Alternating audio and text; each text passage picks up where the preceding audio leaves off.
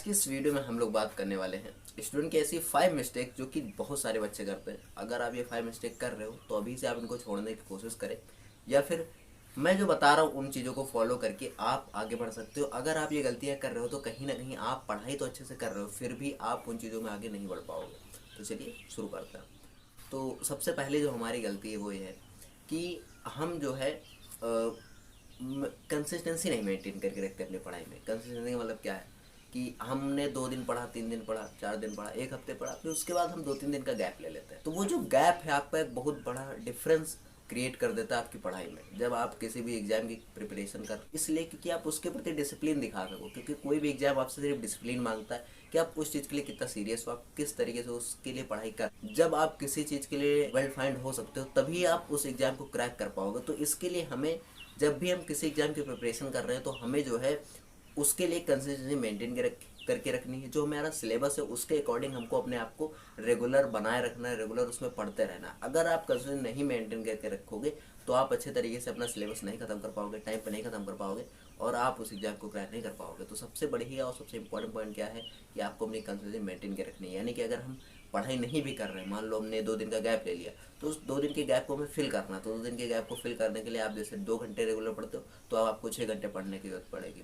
तो वो चीज़ सबसे ज़्यादा इंपॉर्टेंट होता है कि अगर आप रेगुलरिटी नहीं बना के रखोगे तो आपको दिक्कत आएगी। इसी तरीके से बैकलॉग लग सकते हैं कि आप चैप्टर्स छूट जाएंगे, फिर आप उनको बाद में पढ़ने लगोगे तो बहुत ज़्यादा दिक्कत आती है। तो इसके लिए आपको क्या करना होगा, आपको जो है अपनी पढ़ाई को लगातार करते रहना होगा। आपका जो संडे वीकेंड आता है उसमें भी आपको पढ़ाई करनी होगी और उसमें आपको रेगुलर बने रहना होगा। अगर आप उस वीकेंड में नहीं पढ़ोगे तो आपका कंसिस्टेंसी टूट जाएगा। सेकंड पॉइंट है कि मोर स्टडी मैटर। यानी कि हम क्या करते हैं, जैसे हम कोई एग्जाम की प्रिपरेशन कर रहे हैं, फॉर एग्जांपल हम जेई मेंस की तैयारी कर रहे हैं, तो हम क्या करते हैं, हम जो है कोशिश करते हैं कि हमारे पास ज़्यादातर मैटर हो। यानी कि हम बहुत सारी बुक्स ले लेते हैं। तो उन बुक्स से क्या होता है ऐसा कि हम एक जगह से फॉलो नहीं करते, हम एक प्लेटफॉर्म को नहीं फॉलो करके हम बहुत सारे प्लेटफॉर्म को फॉलो करते हैं। क्योंकि हमारे पास सोर्सेज ज़्यादा हैं, हमारे पास इंटरनेट है, हमारे पास लैपटॉप्स है, मोबाइल है। तो उससे क्या होता है, हम बहुत ज़्यादा डिस्ट्रैक्टेड हो जाते हैं कि हमारे पास यहाँ पे भी कंटेंट आ रहा है, ये भी अच्छा दिख रहा है, वो भी अच्छा दिख रहा है। हम फंसते चले जाते हैं और फिर उस चीज़ से हम निकल नहीं पाते इतनी जल्दी।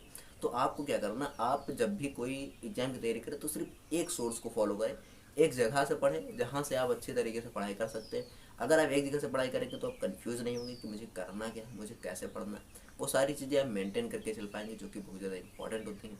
और ये हर एक एग्ज़ाम के लिए एलिजिबल होता है कि अगर आप किसी भी एग्जाम की तैयारी कर रहे हो तो आप एक सोर्स से पढ़ो, 10 जगह से पढ़ने से बढ़िया कि एक जगह से पढ़ो, सिलेक्शन लो।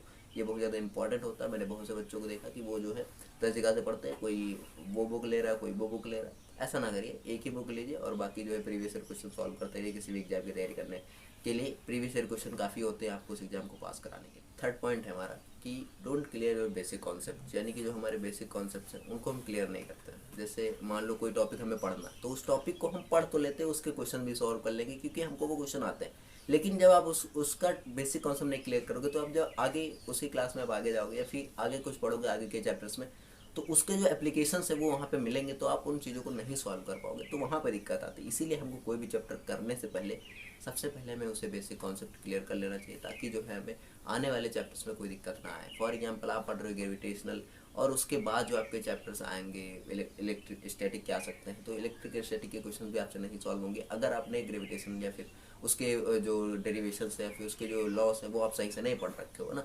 तो ऐसे हो सकता है कि आप जो पुराना पढ़ रहे हो वो आपके लगे कि ये बहुत ईजी है, तो वो आप अच्छे से ना पढ़ो, आप उसके कॉन्सेप्ट ना क्लियर करो। लेकिन जब आप आगे जाओगे तो उसी चीज़ का एप्लीकेशन आपको अगली क्लास में मिल सकता है, फिर उसी क्लास में कुछ चैप्टर से मिल सकता है। तो आपको दिक्कत आएगी अगर आपने अपने कॉन्सेप्ट जो है बहुत अच्छे से नहीं क्लियर कर रखे हैं।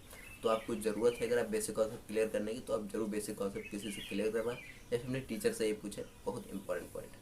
अगला जो हमारा पॉइंट है वो है आस्क क्वेश्चंस। मतलब कि हम क्या होते हैं, हम जैसे पढ़ते चले जाते हैं, पूरा साल हमारा ख़त्म हो जाता है, हम अपनी एक क्लास से दूसरी क्लास में चले जाते हैं, फिर कंपटीशन एग्जाम में हम कंप्लीट करते रहते हैं, एग्जाम्स को देते रहते हैं और हम कंप्लीट नहीं कर पाते। वो इसलिए होता है क्योंकि हमारे जो कॉन्सेप्ट्स वो क्लियर नहीं होते और उसके साथ साथ हम टीचर से क्वेश्चन नहीं पूछते हैं। अगर हम अपने टीचर से क्वेश्चन पूछने लगेंगे तो हमारे बहुत सारे कॉन्सेप्ट क्लियर हो जाते हैं। ये कॉन्सेप्ट तब क्लियर होंगे जब आपको समझ में नहीं आ रहे हो आप उनसे क्वेश्चन पूछें, क्योंकि ये बहुत इंपॉर्टेंट होता है कि आप कोई भी चीज़ नहीं समझ में आ रही तो आप अपने टीचर से पूछें, क्योंकि वो आपको बताने के लिए ही उस विद्यालय या फिर उस कोचिंग संस्था में पढ़ा रहा है। अगर उसको यही करना होता कि आपको पढ़ाना नहीं है, आपको सिर्फ ऐसे बस लेक्चर दे के चले जाना, तो वो कहीं पर भी दे सकता है ना। तो आपको टीचर से क्वेश्चन पूछने चाहिए। हाँ, आप इतने काबिल हो कि उन क्वेश्चन का आंसर आप समझ भी सके, तभी आप क्वेश्चन को पूछें। ऐसा ना हो कि सिर्फ हवा में तीर मार रहे हैं, यानी कि आप सिर्फ और सिर्फ बस क्वेश्चन पूछ रहे हैं, आपको आता कुछ नहीं। क्योंकि मेरी क्लास में ऐसे बहुत सारे दोस्त थे जिनको कुछ नहीं आता था, फिर भी वो क्वेश्चन पूछते थे। उनको मज़ा आता था क्वेश्चन पूछने में कि हाँ चलो क्वेश्चन पूछते, सर की टांग खींचते।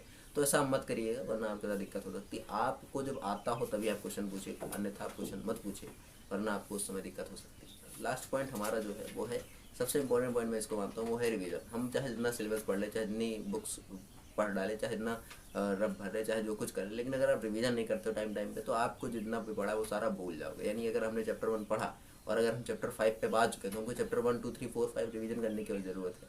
अगर उनको रिवीजन नहीं करेंगे तो हम कुछ दिनों के बाद उनको भूल जाएंगे पूरी तरीके से। ये मैंने बहुत से लोगों के अंदर देखा, और ये ज़्यादातर लोग गलती होती है कि अगर हम किसी क्लास में, तो हमने अगर फर्स्ट चैप्टर कंप्लीट कर लिया, सेकंड चैप्टर कंप्लीट कर लिया, थर्ड चैप्टर कंप्लीट कर लिया, और हम इस समय भी 5 चैप्टर पे पढ़ रहे हैं या पढ़ा रहे हैं टीचर, तो हमें 1 2 3 ज़्यादा नहीं याद होता है ना।